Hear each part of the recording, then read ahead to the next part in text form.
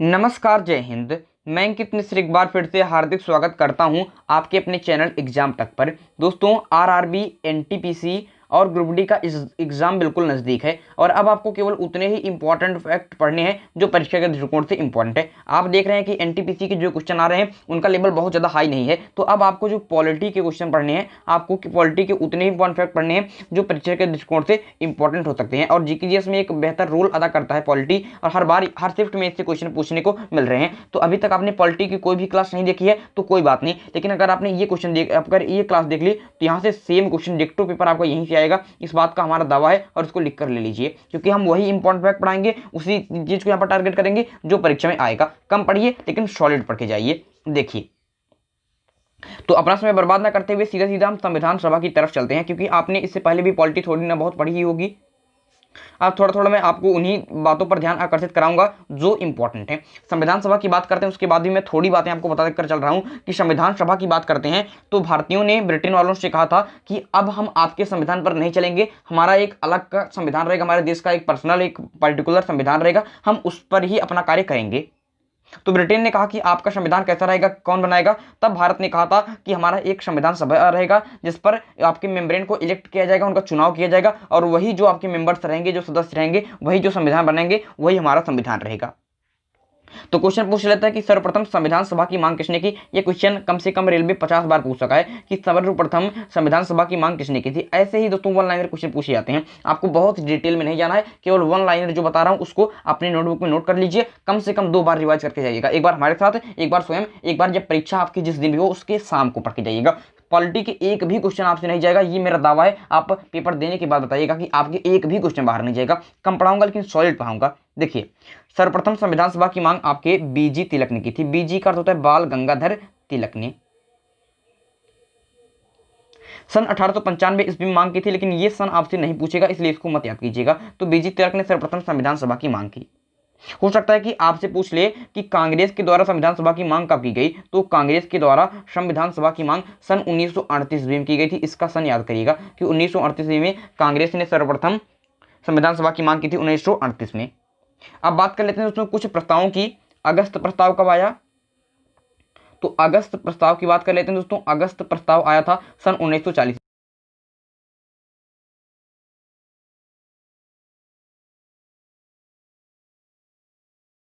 में। अगर पूछ ले कि क्रिप्स मिशन कब आया, तो क्रिप्स जो मिशन है, क्रिप्स मिशन, ये क्रिप्स मिशन भारत सन 1942 ईस्वी में आया था। कब? 1942 ईस्वी में आया था। अगर क्वेश्चन पूछ ले कि जो कैबिनेट मिशन है, अभी ही एक शिफ्ट में ये क्वेश्चन पूछा भी गया था कि कैबिनेट मिशन भारत कब आया, इसी 2021 वाले एग्जाम में कैबिनेट मिशन 2021 का जो एनटीपीसी एग्जाम है उसी में ये क्वेश्चन पूछा था, कैबिनेट मिशन भारत कब आया, तो सन 1946 ईस्वी में आया था। और यहाँ से भारत को अधिकार मिल जाता है कि भारत अब अपना संविधान सभा में आपके मेंबरों को इलेक्ट कर सकता है। और संविधान जो कैबिनेट मिशन थी इसमें कितने सदस्य आते हैं, अगर ये क्वेश्चन पूछ ले तो यहाँ से कुल 3 सदस्य आए थे। पूछ सकता है कि कैबिनेट मिशन के कितने सदस्य थे, तो कुल 3 सदस्य थे, जिसके अध्यक्ष थे पैंथिक लॉरेंस। कौन थे? Pethick Lawrence. इनका नाम याद रख कर लीजिएगा कि पैंथिक लॉरेंस,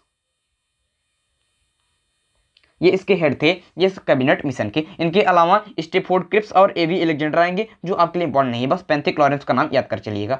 आगे बढ़ते हैं दोस्तों, क्योंकि हमको कम समय में ज़्यादा चीज़ें पढ़नी है, तो मैं एक चीज़ बार बार दोहराऊंगा नहीं, समझ कर चलिए। अगस्त प्रस्ताव 1940 में, क्रिप्स मिशन 1942 में, कैबिनेट मिशन 1946 में, इसके साथ 3 सदस्य आए, और कैबिनेट मिशन से ही हमें यहाँ पर दोस्तों अधिकार मिल गया कि आप अपने संविधान सभा के सदस्यों का चयन कर लीजिए। ठीक है, तो यहाँ पर 3 सदस्य थे, जिसके अध्यक्ष थे पैंथिक लॉरेंस। अब बात कर लेते हैं दोस्तों कि जो संविधान सभा बनी, जो संविधान सभा बनी उसके सदस्य कितने थे। तो जो संविधान सभा दोस्तों जो आपके कॉन्स्टिट्यूशनल असेंबली बनी, इसके कुल सदस्य कितने थे, टोटल मेंबर की मैं बात कर रहा हूं, टोटल मेंबर की। तो यहाँ पर दोस्तों टोटल मेंबर जो पहली बार इलेक्ट किए गए वो थे 389। इनके संख्या याद कर लीजिएगा, पूछेगा कि संविधान सभा के कुल सदस्य कितने थे, तो 389 थे। कितने? 389। और इनका चयन किस प्रकार से हुआ, देखिए, इसमें से दोस्तों कुल 296 जो सदस्य थे उनका चुनाव हुआ जनता के द्वारा। ठीक है, जनता के द्वारा उनका चुनाव हुआ, और उसमें से 93 दोस्तों जो थे वो नामांकित कर दिए गए। क्योंकि भारत में जो देसी रियासतें थी उनको अधिकार दे दिएगा कि आप 93 लोगों को अपने मन से बता दीजिए कौन कौन रहेगा, मैं उन्हीं को मान लिया जाएगा। तो 93 नामांकित और 296 इलेक्टेड इनका चुनाव हुआ। ये संख्याएं भी याद कर चलिएगा, ये डायरेक्टली क्वेश्चन पूछेगा कि संविधान सभा में कुल कितने सदस्यों का चुनाव हुआ था। 296 का। कितने नामांकित थे? तो 93 का। अब यहाँ पर दोस्तों बात कर लेते हैं कि जो संविधान सभा में सीटों का वितरण हुआ था, जो संविधान सभा में सीटों का वितरण हुआ था, सीट आपके दिए गए थे किनको कितना मिलेगा, उसमें सीटों का जो वितरण था किसके आधार पर था? तो सीटों का वितरण आपके धर्म के आधार पर था, धर्म के आधार पर था, धर्म के आधार पर, धर्म के आधार पर। और इसमें एक इंपॉर्टेंट क्वेश्चन आपसे बन जाता है, बार बार 1000 बार पूछा गया है कि संविधान सभा में, ये क्वेश्चन आपसे क्या बन लेता है, आपसे पूछ लेता है कि जो संविधान सभा थी उसमें महिलाओं की संख्या कितनी थी। तो संविधान सभा में आपके महिलाओं की संख्या अगर आपसे पूछ ले तो आप कहेंगे कि उन्हें आपके 15 सदस्य थे। कितने सदस्य थे आपके? 15 सदस्य संविधान सभा में महिलाएं। ये क्वेश्चन बार बार पूछा गया है, इसलिए इसको इंपॉर्टेंट करके कर लीजिए, याद ही कर लीजिए। कई सारी चीजें अभी तक मैं आपको बता चुका हूं, इसको याद करते चलिएगा। अब हम आगे बढ़ते हैं और अब किसकी बात कर लेते हैं, संविधान सभा का जो चुनाव हुआ वो किस प्रकार से चुनाव हुआ। संविधान सभा का चुनाव, संविधान सभा का चुनाव। तो संविधान सभा के जब हम चुनाव की बात कर लेते हैं तो हम बात करते हैं कि एक प्रकार से अप्रत्यक्ष चुनाव था। कैसा चुनाव था ये? एक प्रकार से अप्रत्यक्ष चुनाव था, अप्रत्यक्ष चुनाव था। जनता ने यहाँ पर प्रत्यक्ष रूप से मत नहीं डाले थे, एक प्रकार के अप्रत्यक्ष चुनाव था। जनता ने जिस सदस्य को चुना, जनता जो थी, जनता ने एक सदस्य चुना,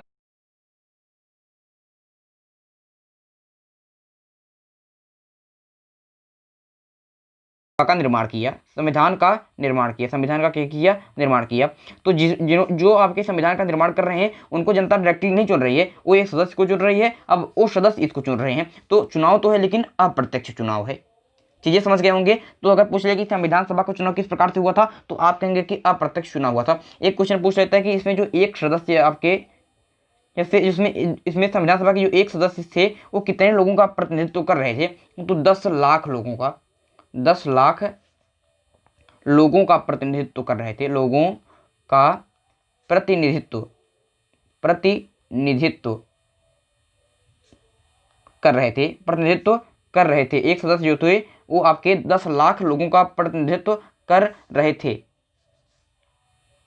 ये याद रखिएगा, पूछ सकता है आपसे कि एक सदस्य कितने लोगों का प्रतिनिधित्व कर रहे थे, तो 10 लाख लोगों का। आगे की तरफ बढ़ते हैं। अब बात कर लेते हैं जब संविधान सभा बन गई तो उसकी जो बैठकें हुई उसके से जो क्वेश्चन पूछ लेता है, संविधान सभा की बैठक, संविधान सभा की बैठक, संविधान सभा की बैठक। तो संविधान सभा की बैठक, ये संविधान सभा के सभी सदस्यों का चुनाव हो गया तो अब उनकी बैठक होगी, उनका आपकी जो मीटिंग होगी, जो बैठक होगी, उसके बारे में क्वेश्चन पूछ लेता है। क्या क्वेश्चन पूछता है मैं आपको बता रहा हूँ। आपसे क्वेश्चन पूछ लेगा कि संविधान सभा की प्रथम बैठक कब हुई। तो संविधान सभा की प्रथम बैठक हुई 9 दिसंबर 1946 ईस्वी को। कब? 9 दिसंबर 1946 ईस्वी को। तो 9 दिसंबर 1946 ईस्वी में संविधान सभा की प्रथम बैठक हुई और इसमें कुल कितने सदस्यों ने भाग लिया? कुल 211 सदस्यों ने भाग लिया, 211 सदस्यों ने भाग लिया। आपको पता होना चाहिए कि कुल 389 सदस्य आपके बनाए गए थे, ठीक है, 289 सदस्य, 389 सदस्य कुल थे उसमें केवल 211 ही प्रथम बैठक में भाग लिए। कारण क्या है कि लगभग 150 से 200 सदस्य यहाँ पर हाजिर नहीं हुए, लगभग 150 सदस्य इसमें हाजिर नहीं हुए। उसका कारण क्या था? उसका कारण था कि आपके जो मुस्लिम लीग थी, समझ कर चलिएगा, ये बहुत इंपॉर्टेंट फैक्ट कभी बन जाता है, आपको पता होना चाहिए कि इसमें मुस्लिम लीग जो थी दोस्तों, मुस्लिम लीग ने इसमें समर्थन नहीं किया क्योंकि उसके सीट बहुत ही कम आए थे। और दोस्तों जो आपके देसी रियासतें थी, इन्होंने अभी तक आपके, जो मैंने बताया था, जो देसी रियासतें थी, मैंने बताया था कि 93 सदस्यों आपके जो थे, इसमें 93 आपके नॉमिनेटेड थे ना, नामांकित, इसको भी नामांकित करके संविधान आपके मुस्लिम लीग ने भेजा नहीं था। तो इस प्रकार से कुल आपके 211 सदस्य ही प्रेजेंट थे प्रथम बैठक में। समझ गए होंगे, समझ में आ गया, बहुत सही। तो अब यहाँ पर दोस्तों आगे की तरफ बढ़ते हैं। बात समझ गए कि कुल 389 सदस्य हैं, जिसमें से 296 इलेक्टेड थे और 93 क्या थे? आपके नॉमिनेटेड थे। और प्रथम बैठक में 93 जो नॉमिनेटेड थे, इनको अभी तक इनका नामांकन हो नहीं पाया है, अभी तक इनको देसी रियासतों ने नामांकन किया नहीं है। और जो आपके मुस्लिम लीग है, जो आपके मुस्लिम लीग है, इन्होंने आपका विरोध कर दिया है, क्योंकि जितना आपके कांग्रेस की सीटें निकली इसमें आपके चुनाव में, उसमें मुस्लिम लीग की उतनी सीटें नहीं निकली थी, इसलिए मुस्लिम लीग ने क्या कर दिया, इसका आपके विरोध कर दिया और एक भी आपके मतलब कि इन्होंने आपके प्रथम बैठक में भाग नहीं लिया। तो कुल 211 सदस्यों ने भाग लिया। क्वेश्चन अगर आपसे पूछ ले कि संविधान सभा की प्रथम बैठक में कितने सदस्यों ने भाग लिया, तो 211। और इसी में दोस्तों प्रथम आपके अस्थायी सभापति चुन लिए गए, अस्थायी सभापति। सभापति की मतलब वहां का जो हेड रहेगा, लेकिन अस्थायी की आपके स्थायी नहीं रहेंगे, ये अस्थायी रहेंगे। और किसका चुनाव हुआ इसके आधार पर, इसका चुनाव हुआ इसमें आपके सच्चिदानंद सिन्हा का।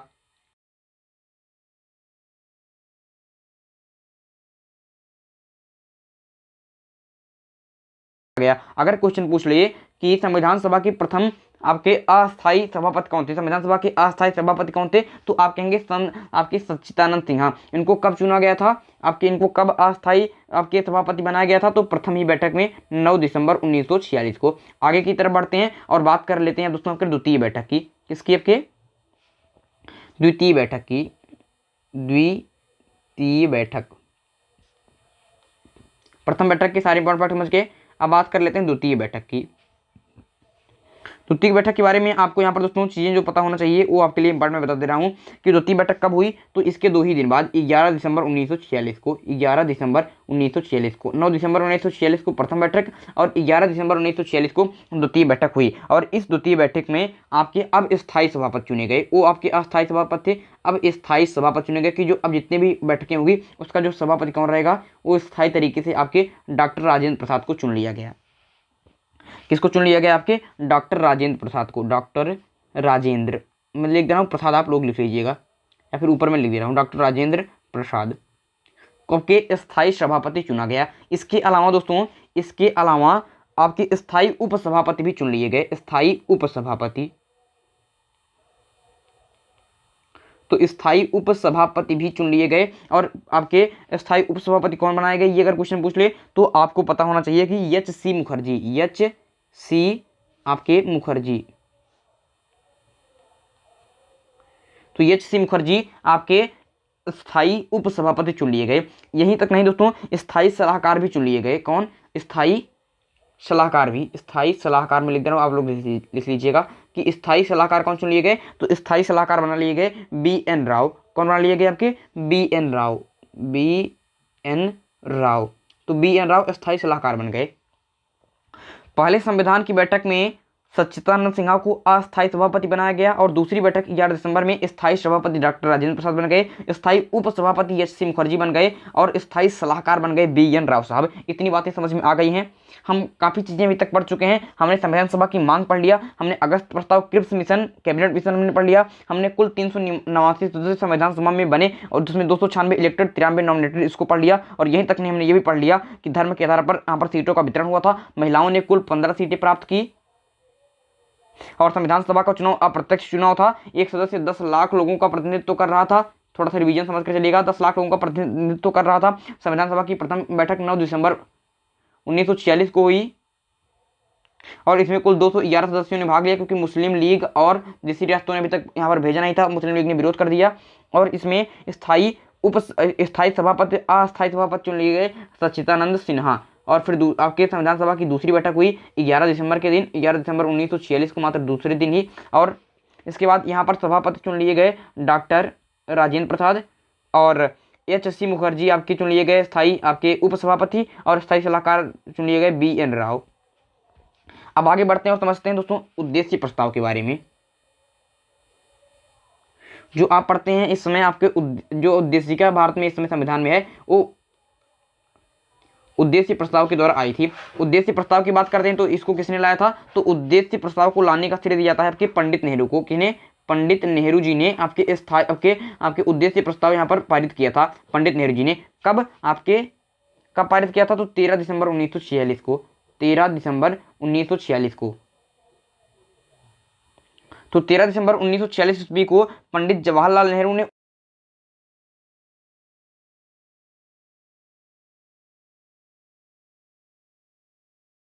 तक मुस्लिम लीग हमारे साथ नहीं हो जाती तब तक हम किसी भी प्रकार के प्रस्ताव को पास नहीं कर सकते हैं। और अंततः 22 जनवरी 1947 ईस्वी को इस उद्देश्य प्रस्ताव को स्वीकार कर लिया गया। अगर क्वेश्चन पूछ ले कि उद्देश्य प्रस्ताव कब पारित हुआ, तो आप कहेंगे कि 13 दिसंबर 1946 को किसने प्रस्ताव पारित किया, तो पंडित नेहरू ने। और कब स्वीकार किया गया, तो 22 जनवरी 1947 ईस्वी को। ये बात याद रखिएगा। आगे की तरफ बढ़ते हुए समझते हैं कि जब भारत पाक विभाजन की इंपॉर्टेंट बात, भारत पाक विभाजन,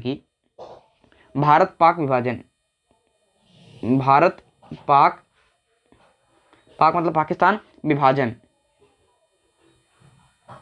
इसके बारे में क्या इंपॉर्टेंट फैक्ट है, क्या इसमें आपको पढ़ना है जो परीक्षा में पूछ सकता है, अब मैं आपको बताता हूं।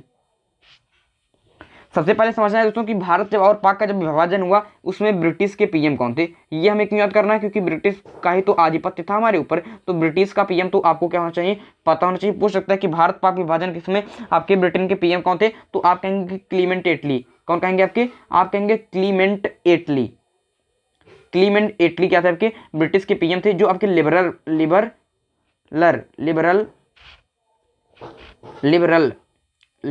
पार्टी के थे। किस पार्टी के थे, आपके लिबरल पार्टी के थे। ये बात याद होना चाहिए। और इतना ही नहीं, आपको पता होना चाहिए कि गवर्नर जनरल कौन थे। तो उस समय आपके गवर्नर जनरल कौन थे, तो गवर्नर जनरल थे लॉर्ड माउंटबेटन।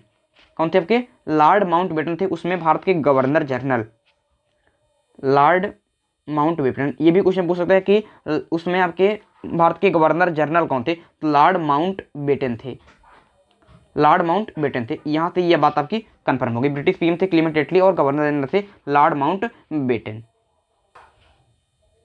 इसके बाद इंपॉर्टेंट चीज ये है कि विभाजन कब कैसा हुआ, तो जो भारत का विभाजन है, ये आपके 15 अगस्त, भारत स्वतंत्र हुआ 15 अगस्त 1947 ईस्वी को। कब, 1947 ईस्वी को, आपको पता ही है। और वहीं पर बात करते हैं पाकिस्तान कब स्वतंत्र हुआ, तो पाकिस्तान 14 अगस्त को ही 1947 ईस्वी को आपके आज़ाद हुआ पाकिस्तान। तो इस प्रकार से आपका आज़ादी अगर पूछ ले तो पाक का 14 अगस्त और भारत का 15 अगस्त। लेकिन आप समझ सकते हैं कि एक ही साथ दोनों देश आज़ाद हुए थे। आज भारत किस स्थान पर है और पाक किस स्थान पर है, तो इससे कहते हैं भारत ने किस प्रकार से उन्नति की है। विभाजन पश्चात संविधान सभा के सदस्यों की संख्या कितनी थी, ये क्वेश्चन पूछ लेते हैं कि जब विभाजन हो गया, पहले तो विभाजन नहीं था, तब तो 309 सदस्य इलेक्टेड हुए थे। अब जब विभाजन हो गया तो संविधान सभा के अलग सदस्य होंगे ना। तो विभाजन पश्चात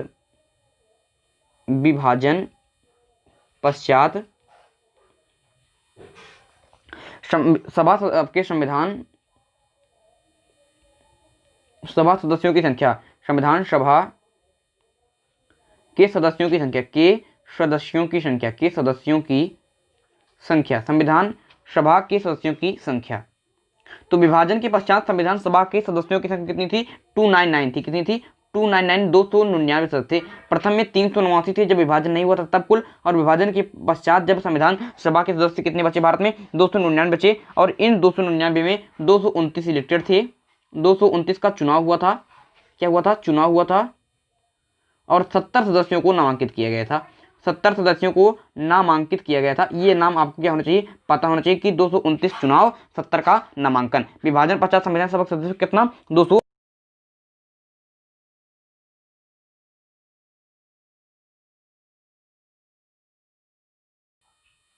अलग अलग समिति के लोग अलग अलग प्रकार से चीजें को बनाते। तो 8 समितियां बनी, और 8 समितियों में आपको कुछ समिति के अध्यक्ष याद करने हैं जो आपसे क्वेश्चन पूछ लेता है। क्वेश्चन आपसे पूछ लेता है कि जो संघ समिति थी, संघ शक्ति समिति, तो संघ शक्ति समिति के अध्यक्ष आपसे पूछ सकता है। और आपसे मूल अधिकार जो समिति थी, मूल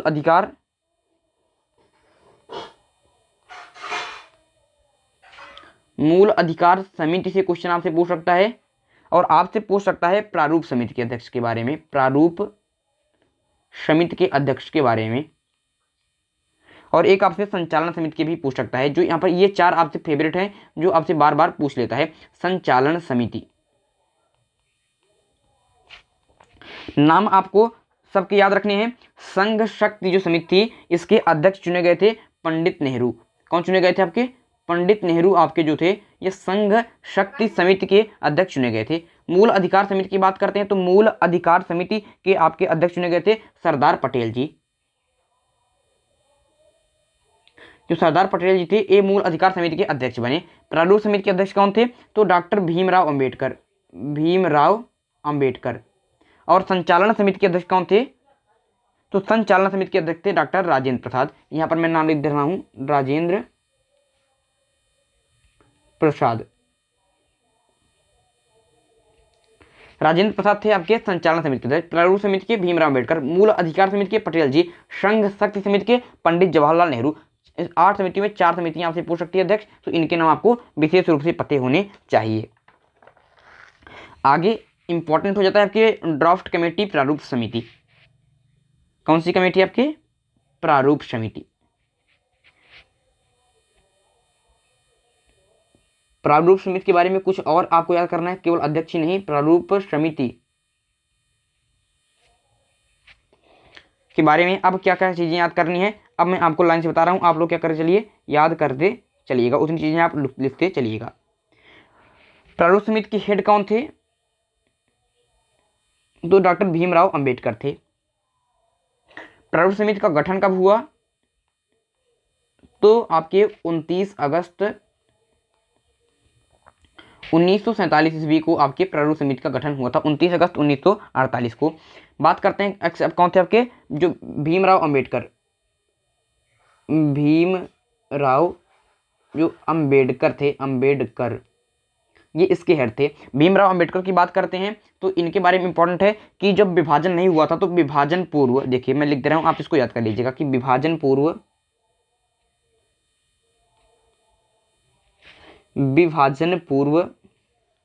इलेक्ट, तो विभाजन पूर्व इनका इलेक्शन कहां से चुने गए थे? आपके बंगाल से चुने गए थे। संविधान सभा में जो के सदस्यों का चयन हुआ था ये बंगाल से चुने गए थे, लेकिन जब विभाजन हो गया तो बंगाल चला गया पाकिस्तान में। बंगाल जो था दोस्तों आपके ये पाकिस्तान में चला गया और उसके बाद इनको वहां से सीट छोड़नी पड़ी, वरना इनको मुस्लिम लीग में जाना पड़ता। तो ये आपके कांग्रेस में ही आना चाहते थे, इसलिए यहाँ पर उनको यहाँ से हटना पड़ा। उसके बाद विभाजन के पश्चात इनका जो इलेक्शन हुआ, इनको फिर से इलेक्ट किया गया आपके पूना से। कहाँ से? आपके पूना से। पूना जो आपके महाराष्ट्र में है, और पूना महाराष्ट्र में उसमें M.R. जयकर थे, इनके ही त्यागपत्र पर इनका आपके वहां से इनको चुनाव कर लिया जाए, इनका भीमराव अंबेडकर का। कहां से? आपके पूना से। विभाजन पूर्व कहां से? बंगाल से।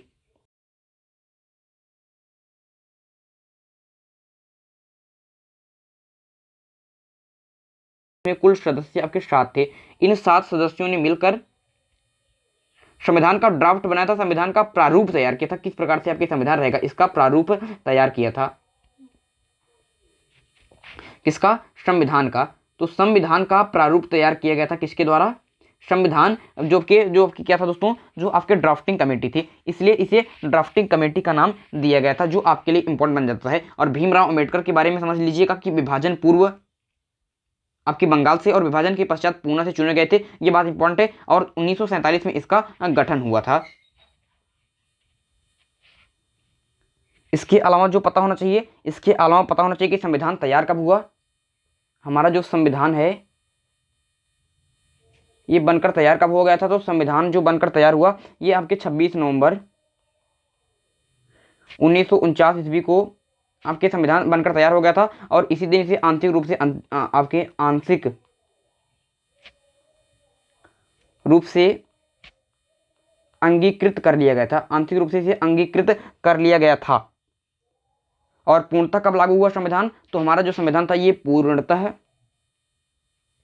आप लोग इसे विशेष तरीके से जानते हैं, 26 जनवरी के दिन, 26 जनवरी सन 1950 ईस्वी को पूर्ण तरीके से लागू हुआ था। और 26 जनवरी 1949 को कुल 16 आर्टिकल्स को लागू कर दिया गया था। कितने आर्टिकल को? 16 आर्टिकल को लागू कर दिया गया था। संविधान सभा की बात करते हैं तो संविधान सभा में जब बना हुआ था तो वहां पर कुल 8 अनुसूची थी मूल संविधान में, और आज वर्तमान में 12 अनुसूचियां हैं। और हम बात करते हैं आर्टिकल की, तो उसमें दोस्तों आपके कुल 395 आर्टिकल थे और आज कुल 465 आर्टिकल हैं। इसका मतलब ये नहीं कि कोई आर्टिकल 465 होगा, कुल आर्टिकल तो 395 है, लेकिन इसमें ही आपके पार्ट बढ़ाकर आभाषा ऐसे बढ़ाकर कुल 465 आर्टिकल कर दिए गए हैं।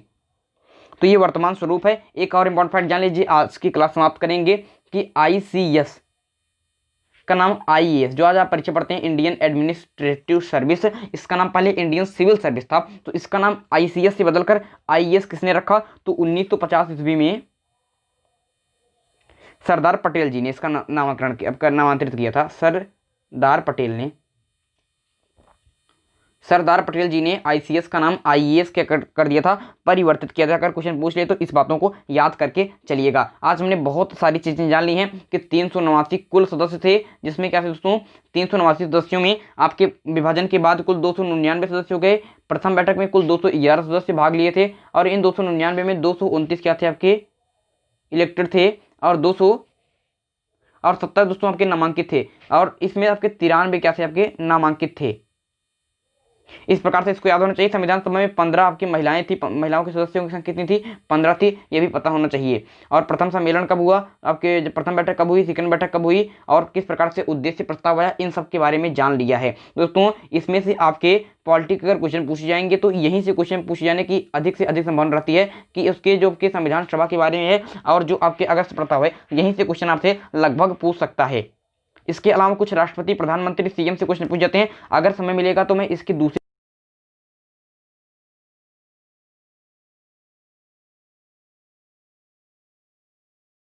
प्रकार की वीडियो मिलते रहते हैं। चलिए दोस्तों, आज के लिए आपसे लेते हैं विदा। अगले वीडियो में एक इंपॉर्टेंट टॉपिक के साथ फिर होगी मुलाकात। तब तक के लिए मुझे दीजिए इजाजत। मैं हूं अंकित मिश्र और आप देख रहे हैं एग्जाम तक। धन्यवाद।